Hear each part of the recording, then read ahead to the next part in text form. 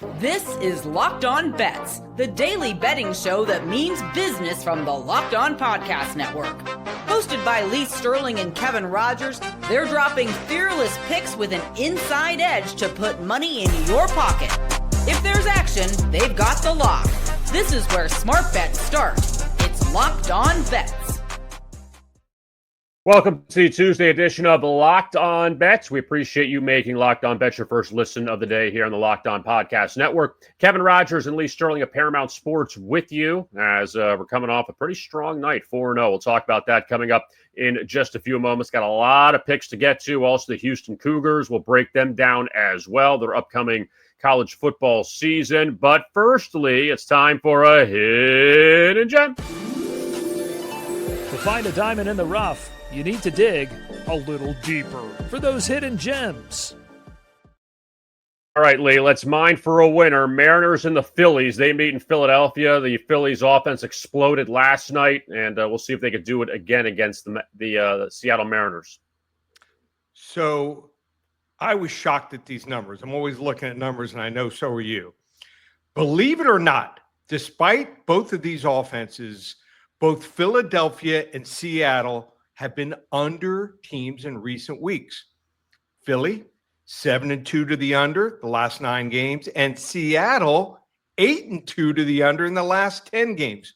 The weather is, I think, going to be perfect for a situational play here. The wind is actually blowing in from right field towards home plate. Christopher Sanchez is going to be licking his chops here to get at this Mariners team. Since we last talked about him, he moved up to 9th best in ERA in the league at 2.33 with an expected ERA right there. And he's up against a Mariners lineup that really has not impressed me against lefties all season. So they're hitting league average way above under the average, just 238 against southpaws. And the biggest thing for Sanchez's performance here is his ability to induce ground balls. He ranks 5th in Major League Baseball with a 57.3 ground ball rate. Seattle actually has the 10th best ground ball rate against lefties at 43%.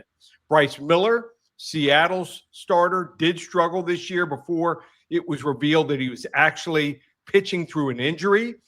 From what I'm hearing, he's looking really good in his rehab starts here. And I just think we're going to see a 3-2 type game here with a total at 8 here. So we're going to go with the under 8 runs. I know everyone's surprised because you look at the offenses and you think, all these guys like Bryce Harper and, on and on through their lineup and the Seattle lineup mashing home runs. But we're going to go with a hidden gem under 8 runs here, Philadelphia Phillies and Seattle Mariners.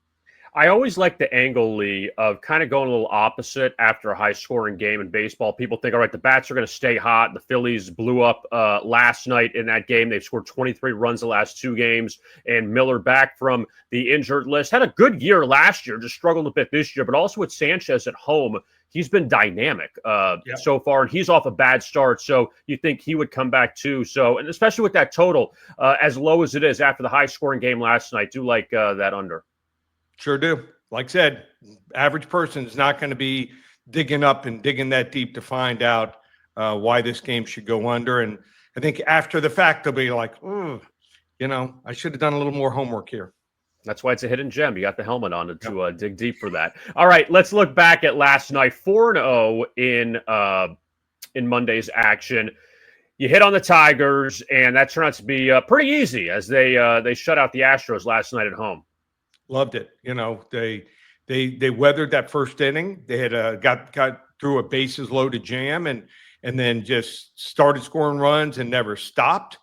I should have named that my double blowout special. So excited to see that one over by the 5th, 6th inning.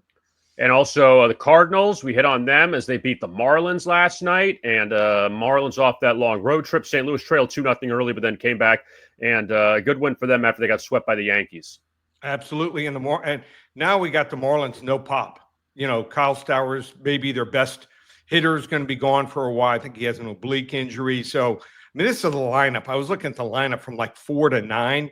These are guys that are backup and situational players that play like on Sunday or when you're having a doubleheader. And you're just not going to be able to beat average to good teams with lineups like that. And Perez starting to come back to earth a little bit. And I got to congratulate you. You finally got off the schneid. Corey Seager got a couple of hits for the Rangers against the Royals last night. Yeah, he started off and he got a single to start the game, and then he made it out, and I'm like, oh, here we go again. But then he turned it on, got base hits. I think it was the next 2 at bats, so ended up with 3 hits. So love to see that. Wish I could save a couple of those hits for the rest of the week or use them towards last week. But it's not like we were getting shut out. Not one of the hitters we had last week in 4 of the 5 selections that we picked was shut out and didn't get a hit. So we were right there. Things finally turned our way. And also the Bengals last night. It was a little shaky in the first half, but they ended up pulling away, got the go-ahead touchdown, and after a turnover scored again. So they had a comfortable lead against Washington at halftime and cashed the Bengals first half. I was going on the fact that I was pretty sure Joe Burrow was going to play at least 2 series, and he did, and Jaden Daniels only played 1. So for me, that's at least a field goal edge. They were trailing 14-7 because Cincinnati's defense to start the game was horrendous, but then they turned it on. And Jake Browning, what's interesting when you watch him, their numbers are similar. He wears, I think it's number 6, and Burrow wears 9. If you look quickly, or if you're looking at them from a distance, they look sometimes almost the exact same. Sometimes these backup quarterbacks, they emulate what they see over and over. They're only taking 15, 20% of the snaps during the week. And, Jake Browning, who was at Washington, he was, so thin when he came into the league. He's built himself up some now. I think he's one of the better backups. And, once you watch Joe Burrow over and over again, he almost looks exactly like him. I had to do a double or a triple take to look closely to make sure it was him in there, not Joe Burrow, towards the end of the first half. But he got the job done, and Cincinnati scoring those 2 touchdowns late gets us the 4-0 sweep. Quickly, your thoughts on the Joe Burrow play where he almost just got killed back there. He was scrambling around like Bob Greasy in the Super Bowl, and his offensive lineman just stopped and let him you don't need an injury there for your MVP. That was one of the biggest nightmares. Being a Dolphins fan, don't remind me of that play. That pretty much encapsulated Miami's chances there and ended their game against the Cowboys in Super Bowl 6. But just get down, throw the ball away, take a penalty. It's preseason. If he goes out, and not that Jake Browning isn't one of the top 7 or 8 backups, but you're doing nothing if you go out for the season. Your team needs you. So that was, and I'm not even a Bengals fan. That was a harrowing moment, I'm sure, for every Cincinnati fan. Quickly, before we step aside, we have more plays to get to. We need a clarification, Lee, from one of our plays over the weekend. UFC was addressed to us, and that we had a win-loss that one of the wrong fighters. So just clarify that really quick from the weekend from UFC 319.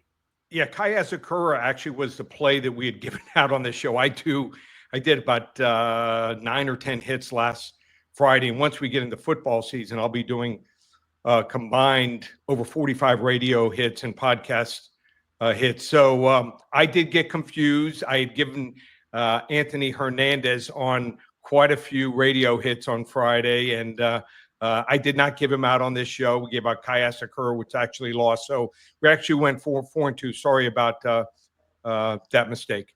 But it's okay because we'll take the 4-2 and the 4-0, so 8-2 the last few days. So that's good. And we also have still WNBA play, another baseball prop, a baseball side, and we're going to look at the Houston Cougars. All of that is straight ahead. A very busy Tuesday right here on Locked On Bets.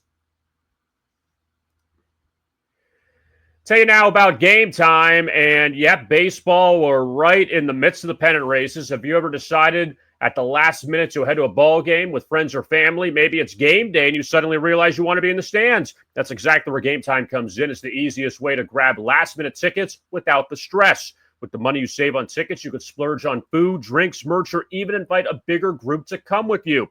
Gametime makes it possible. Gametime makes buying tickets fast and simple. Prices on the app actually drop the closer you get to first pitch. And they've got incredible last-minute deals, clear seat views, and a lowest price guarantee that takes the worry out of buying. Gametime is the official ticketing partner of Locked On MLB, and there's plenty of action all over the country. The Brewers and Cubs, a big series in Chicago.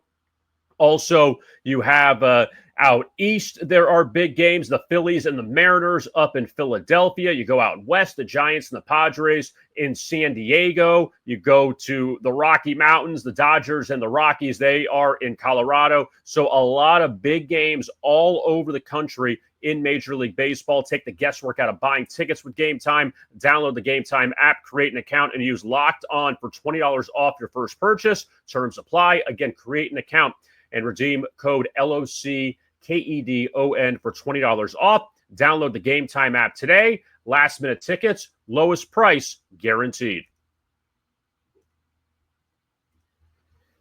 We continue here, Locked On Bets on this Tuesday, and now we shift to the WNBA.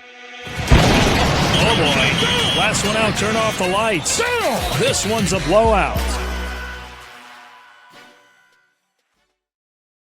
All right, Lee, the WNBA back tonight. They were off last night, 5 games tonight, and we're going to look at a late night game out in San Francisco. The Mercury and the expansion Golden State Valkyries. Valkyries actually played well. They're in 4th place in the Western Conference right now, but we're going to take the Phoenix Mercury first quarter -2 in this one. Golden State, they have been good in the first quarter recently, 5-0 the last 5 games, so we can't sleep on that. And they led Atlanta after the first, but then their offense totally died. The final few quarters couldn't do anything. They lost that game of the dream on Sunday. But Phoenix, though, 4-1 in their last 5 in the first quarter. And even though Golden State's defense has been pretty good recently, they've allowed 14 points or less 4 times in the last 5 games in the first quarter. I think this tells you a lot that Golden State, they're going to slow down just a little bit. I'm going to take the better team here, lay the 2 in the first quarter with the Phoenix Mercury, Lee. Let's keep rolling with these WNBA picks. Question to you, do 8 teams make the playoffs there? Is that how it works? Yeah. Okay. So, and again, you got to know that it's going to be important as we go down the stretch. Yeah, so we'll see how this whole thing turns out. But Golden State's actually played very well so far this season. You normally see that. There's a lot of expansion coming in the next few years. But, like Phoenix tonight in the first quarter, -2. So blowout number 1, now to blowout number 2. Oh boy, last one out, turn off the lights. This one's a blowout. Guardians out in the desert to take on the Arizona Diamondbacks. Cleveland won the first game of that series last night, so we'll see what they do tonight. And their slugger, third baseman, Jose Ramirez. Lee, what do you like with him? Yeah, so he loves hitting against Eduardo Rodriguez. In fact, he's 7 for 27 with 3 home runs against him. And we're not seeing a really good E-Rod right now. So I just think that we're going to see Jose jump on him like many times before. This guy can hit a leadoff home run, and we can put this game to bed, this bet to bed here. Also, I like the fact that he's a switch hitter. So let's say he needs a hit in the 6th, 7th inning or later, and the bullpen comes in, he just switches to the other side. So he's a guy that's very tough to pitch around here. And I just think this is a great matchup here. So let's go with Jose Ramirez here. Over 1.5 bases should be an easy win. All right, so a couple of blowout specials here. Want to get to this with you, Lee, just jumping back to the NFL for a moment. Yeah. That you talked about it earlier with the backup quarterbacks and Jake Browning and how well he has played, the second JB there in Cincinnati behind Joe Burrow in case Burrow goes down. But who are some quarterbacks that we should be keeping an eye on? Preseason winding down, final week, and we know a lot of the starters won't play. But as far as guys that maybe if the starter went down, the backup can get a shot and succeed. Yeah, if they can, you're looking for a backup to keep you in the race, go at least 500. And Jake Browning, I have him as my 6th best backup quarterback. So these are my top 5. Kirk Cousins, and he could be traded, if a team has an injury. Obviously, he has a huge salary, and Atlanta would probably have to hit eat up most of that salary if they want to trade him. But, they might be able to get a third, fourth rounder as a team is desperate enough. So I probably, if I was Atlanta, would have played him in one of the games, played him for a couple series to showcase that he's healthy. A couple years ago, he tore his Achilles tendon in his leg, and then last year had an arm injury, which they failed to reveal, a shoulder injury. So I think they misplayed that a little bit, but from what I'm hearing, by all accounts, he is healthy. Once again, he's my number one guy. Number two, Jimmy G. Jimmy Garoppolo is going to probably have to start the season right now if I was placing bets for the LA Rams. So he's a guy that can, I think, do a decent job for you for 4 or 5 weeks. Maybe the highest riser here is Jarrett Stidham. Now, this guy's been around the league for a long time, been with 3 different teams, but he's been with Denver for 3 years, got a really good coach tutoring him. If you watch the first 2 preseason games, I think he is the best quarterback in preseason so far. He has been on the money, perfect in the system. I think he could go to another team, or if Bo Nix is injured, I don't think there's much of a downgrade. So Jarrett Stidham is my number 3 backup quarterback. Malik Willis for Green Bay proved last year he can do a capable job. And Jackson Dart for the Giants has shown a lot of promise. If they go to him, and I think they will, if they start to struggle, they start off the season 1-4, 2-5, he could be inserted. Or if there's an injury to Russell Wilson, I think Jackson Dart throwing and also running can keep them and maybe win a few games. And then obviously Jake Browning is number 6. So those are guys where the downgrade isn't very much if there is an injury to the starter, or if they're traded to another team, I think they can do a capable job. Yeah, Jackson Dart can become the 2nd greatest Ole Miss quarterback in Giants history. So that's a pretty good honor there, depending on what happens. So we'll see how that turns out in New York. Coming up, we still have a lot to get to. We haven't hit on college football. We have week 0 coming up Saturday, but another team preview coming up, the Houston Cougars. We're going to break them down, and also we have the lock of the day in the Brewers Cubs matchup in Chicago. All that is straight ahead right here on Locked On Bets.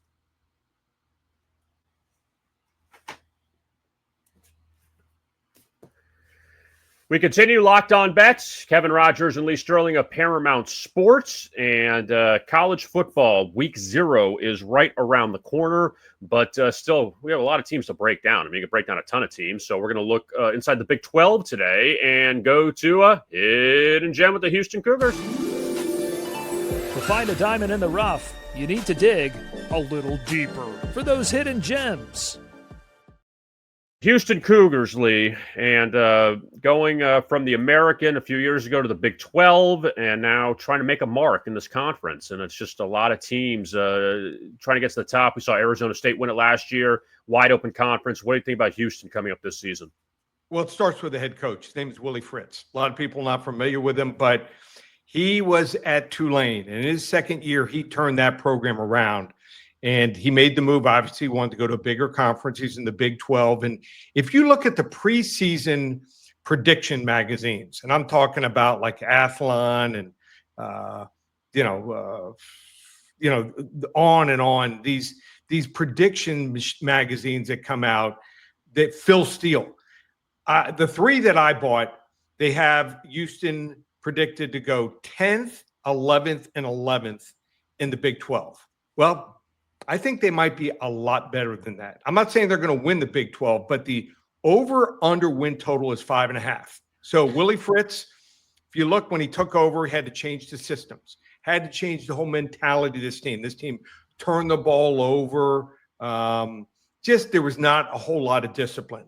Now, this year, I think he's found some guys in the transfer portal that are going to help him out a lot. Starts with quarterback, Connor Wegman. This is a guy couple of years ago was playing for Texas A&M and starting. He is that good. He is a pure passer. That's what he wants, and has enough escapability running. So he's got a high-level guy, maybe a top 20, 25 quarterback in college football. Returning guys, not a whole lot of starters, probably 4, but he's expecting as many as 14 transfers to start. And these are not guys, coming from small programs that didn't do well. I think 13 of the 14 started at least 4 games last year. So in all actuality, with 4 starters coming back and 14 other projected starters who were transfers, It's equivalent to having 18 out of 22 starters. So this is also a defense. It did well enough last year, keep them in games. They allowed just 22 points per game. They went 5-7, and they won their last 4 games, all of them easily. So I think this is a team on the rise. They're not going to finish 10th or 11th. They're going to at least go 6-6. I think they might go 8-4 this year. They start off against Stephen F. Austin. That's a winner. At Rice, I think they win that game. Colorado at home, I think they can beat a Colorado team that's not going to be very good. And at Oregon State, who's not great. They could go into the Texas Tech game 4-0. So could Texas Tech. That could actually be a surprise, huge game in college football coming October 4th. So if you're 4-0 or 3-1 at that point, smooth sailing here.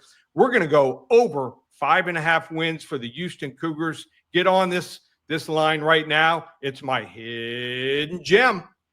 And also, you mentioned Willie Fritz, what he did at Tulane. I mean, he took them to the Cotton Bowl against USC. Like, I mean, who would have thought Tulane would be the Cotton Bowl? And they won the game. Yeah, and that was like a 46-45 with some crazy score that they won. But, give these coaches time going, moving up in the world. And obviously, Houston going to the Big 12 the last few years. Just give them a little bit of time, and they'll be good again. So we usually end with that, but we have a lock of the day, a doubleheader in Chicago, Brewers and Cubs. The night game got rained out last night, so they're doing another doubleheader today. But the lock of the day is going to be for the game under the lights at Wrigley Field. Open it, open it, open it! Lee has the key to the lock of the day.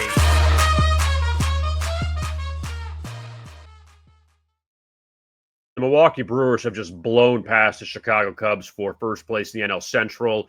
This huge series continuing. The Brewers won yesterday, so they continue to stay hot. So, Lee, what do you like with the Crew and the Cubs tonight? Okay, so I'm going to go ahead and jump on the money line now here. It's not often that you're going to see the Brewers team is either a pick 'em or even an underdog like they are in Game 1. So, Game 2, why is this game the game I'm looking at here in this game tonight?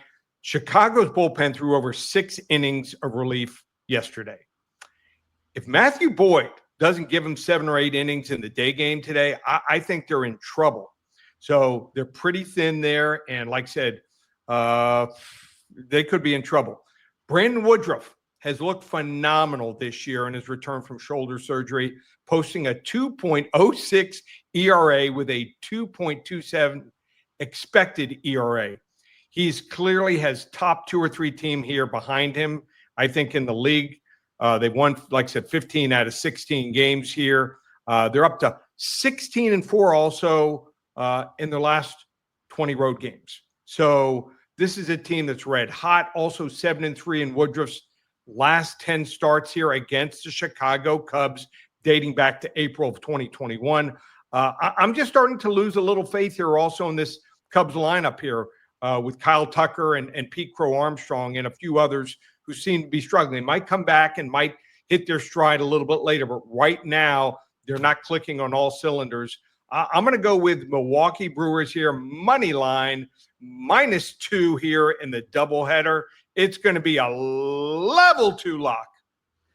It's interestingly is when the All-Star break hit, the Cubs were up, I believe, 1 game on the Brewers, and we had discussed NL division or just Major League Baseball division winners, and we gave out the Brewers, I believe it was +230, +240 to win the division. They're up 9.